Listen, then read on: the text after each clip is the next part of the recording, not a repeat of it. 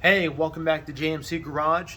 And in the garage is my Ford Maverick Hybrid. And what I want to address today in the video is the issue about the Ford Maverick Hybrid brakes and how touchy and grabby they can be.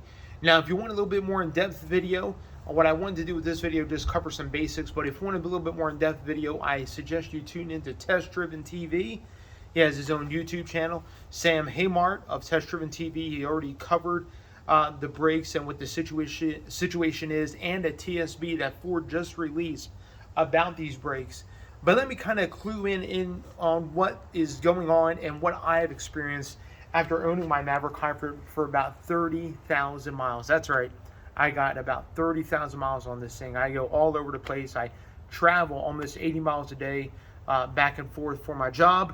So anyway, I have a lot of miles put on, and I have a lot of experience with the brakes in the Ford Maverick Hybrid. So the situation is, if you don't know already, is that during low speeds, around 5 to 6 miles an hour, the brakes can get very grabby at times. So as the truck slows down, it transitions from regenerative braking, where it uses the traction motor to help slow the truck down as it puts energy back into the battery, to friction disc brakes in the front and in the rear, mostly in the front, to help slow the truck down even further, because the regenerative braking cannot slow the truck down all the way to a full stop like in a battery electric vehicle. So what Ford uses to help make that transition a little bit smoother, as my daughter comes in, as she's filming here, is this situation, or this module right here. So on top of here we have the master or brake master cylinder. Now on traditional cars, the brake master cylinder was vacuum operated.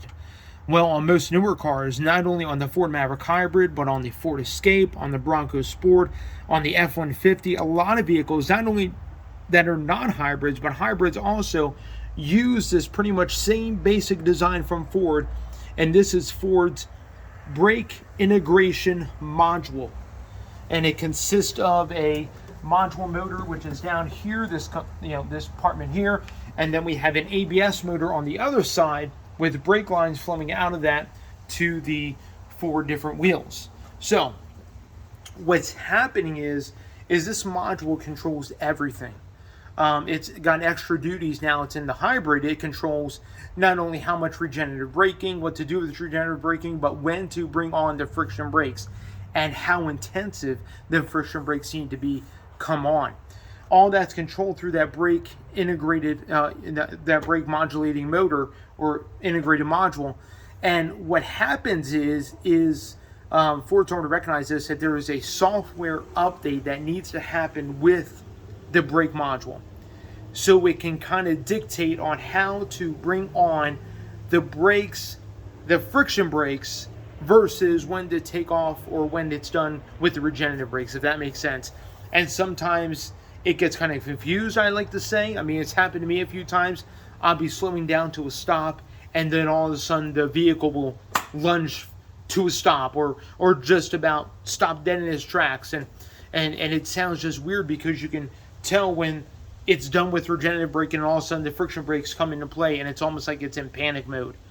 Anyway, it's only done that to me like a handful of times, but it's enough to where I'm like, I don't really like it. I've driven other hybrids where I haven't felt that. I've even driven the Escape Hybrid, which has a very similar, if not identical, brake integrated module, and it doesn't do that. So I'm not quite sure where the disconnect is between the Maverick Hybrid and the Ford Escape Hybrid, who would use the exact same brake module. And you may be like, well, that module is just used on just a Maverick. No, they use the same module on the Escape, and a variation of this module is used on the EcoBoost, because let's say with the EcoBoost, you don't have a traditional big brake booster run off of engine vacuum. You have this monstrosity right here.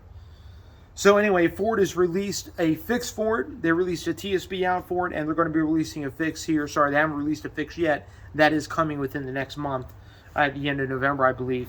So anyway, just kind of a quick insight of what is going on with the brakes with the Maverick Hybrid, what I've experienced, which, again, it's only happened to me a handful of times where you slow down to a stop, and all of a sudden it just totally goes panic and brings the brakes on super strong, and it kind of lunges forward to a full panic stop almost. again, only happens at low speed, but it's enough to kind of be like, whoa. And many times I have to apologize to my wife. I'm so sorry. I don't mean to be jerky with the vehicle. It just, it does it on its own sometimes. But other than that, as far as I wanted to address that issue with the brakes, the vehicle's been running great. It's been running amazing. Coming up on its, I believe its 4th oil change. Yeah, 1, 2, 3. Yeah, coming up on its 4th oil change.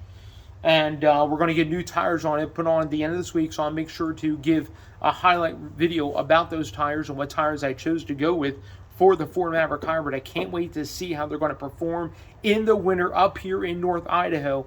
It's already getting cold. We had a cold front blow through, so we already got snow in the mountains, and we're not that far from the mountains. But anyway, I'm excited. Awesome. Well, you guys be blessed. Let me know in the comments section if you have a Maverick Hybrid or any other hybrid that you've noticed some weirdness transition between regenerative and then all of a sudden the friction brakes as they come on. All right, you guys be blessed. Have a wonderful day.